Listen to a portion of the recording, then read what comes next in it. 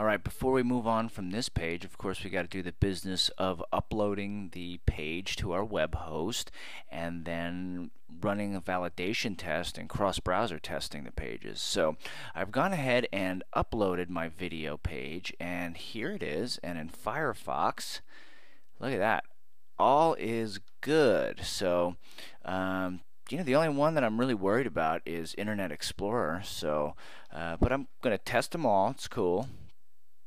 So here we go. Same thing. Come on. Okay, that's my slow internet causing that. That's fine. And now let's go to the real browser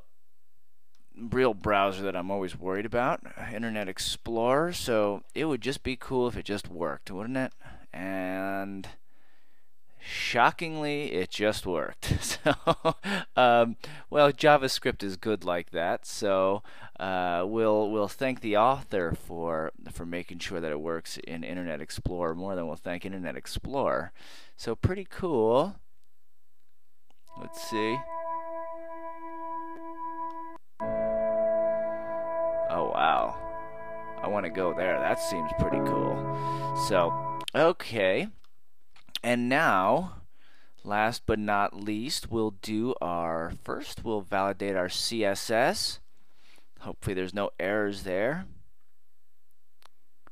Actually, while that thing's working in the background, I will validate the HTML and kind of hope for the same. Ooh, my HTML has some errors. It has 7 errors. 7 errors and 2 warnings when I'm only expecting the 4 errors and 1 warning. And okay, so this is not really anything I could do. Well, I could. My YouTube links are causing errors because of this feature code.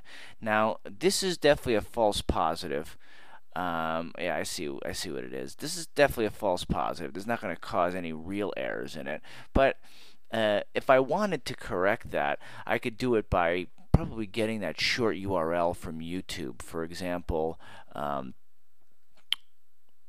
let's see, watch on YouTube. You see how this has a share button over here, and I think I could just end up taking this code instead and putting it in my HTML, and that may fix those errors, although it's not a big deal. Those are just URLs, and that's your HTML code and your CSS code. Well, we don't know if the CSS is fine yet, but I wouldn't sweat those types of errors if you're getting them. But if you want to be thorough and you really don't want to see those errors, then just add the this link to it instead of one that you may have gotten like straight from here. And well, for the sake of not boring you in this video, I think there's sometimes the Jigsaw, the CSS validator, runs a bit slow, as you can see right now. So I'm not going to bore you guys and wait for it to go, because it may not even go. But of course, before I move on, I'm going to make sure that all of my code is good. And if I, have the green light, then it's time to move on to my next page.